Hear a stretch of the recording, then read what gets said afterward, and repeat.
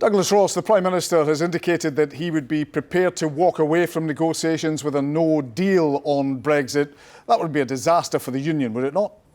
Well, the Prime Minister has been very clear at the time frame that now faces both the UK and the EU negotiators, and if we don't reach an agreement through the talks this month and at the next EU Council on the 15th of October, then we have to have that deadline. But I am reassured from everything I've heard from the Prime Minister that he and the UK Government are determined to get a deal as we leave the transition period, and I think there is a lot of efforts now to ensure the EU see the strong position that we are putting forward, and in fact that we are simply calling for what has been delivered in other deals around the world. But the Prime Minister seems to think that a no deal actually might not be a bad thing for the United Kingdom.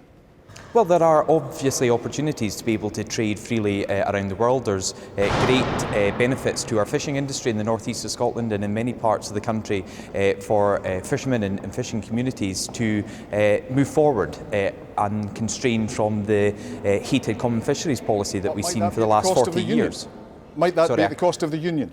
No, I believe this is a strong deal that we can get for the United Kingdom, and I believe that's where the efforts of the UK Government continue to be focused on, but we have to be realistic that time is running out. And, you know, as I've said before, if anyone told me in September we would be looking at both sides saying, you know, we need to move on, then I'm not surprised. These negotiations go down to the wire, but the Prime Minister is quite right to say if we don't have an agreement by the EU Council on the 15th of October, then it will be very difficult to get that through by the end of the transition period. The two sticking points would appear to be fishing and state aid.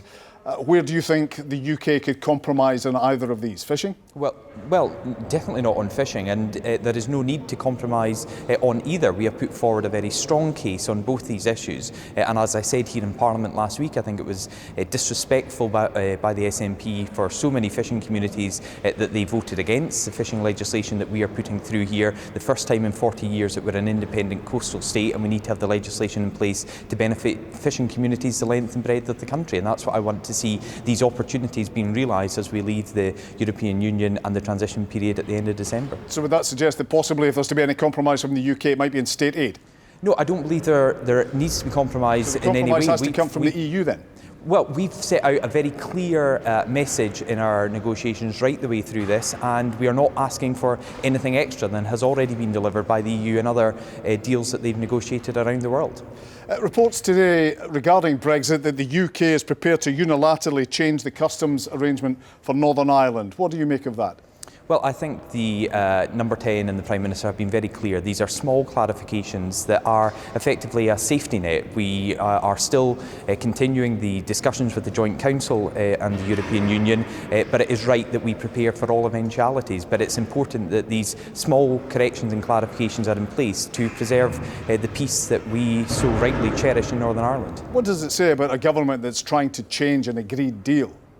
Well, it's not. It's areas that we're always going to have to be negotiated through the mechanism that is in place. I still think that can be done, and efforts are underway to ensure that it is agreed in that way. But it's also responsible of the government to look to have the safety blanket and backup measures should the first choice and the areas that we're negotiating on at the moment not prove successful. This is your first appearance on Scotland Tonight as the Scottish Conservative leader. What is your aim ultimately? Is it to be First Minister? Is it to prevent a second independence referendum?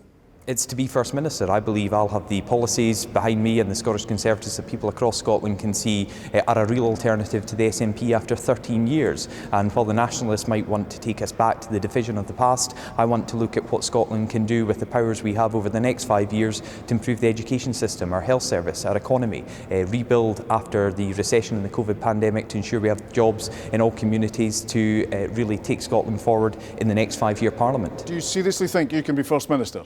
Yes.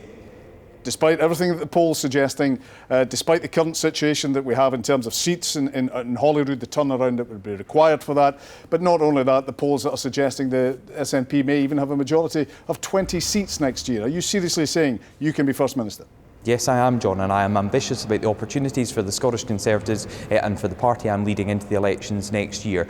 We have to be ambitious, we have to see that there is an alternative, and the SNP have let Scotland down after over a decade in power. 13 years of not delivering for Scotland, of being focused on constitutional wrangling and picking fights with Westminster. Let's look at the alternative with ideas I'm bringing forward on the economy, for jobs, for education. These are areas that people across Scotland and opinion polls tell us people want politicians to focus on ahead of the election election next May. It's all very well being ambitious, but you have to be realistic as well. Would it be the case that if you manage to prevent an SNP majority, maybe prevent a second independence referendum, you might think job done?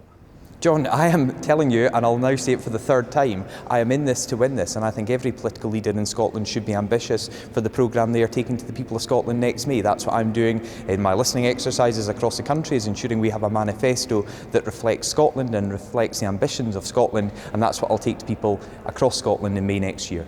Douglas Ross, thanks for joining us in Scotland Tonight.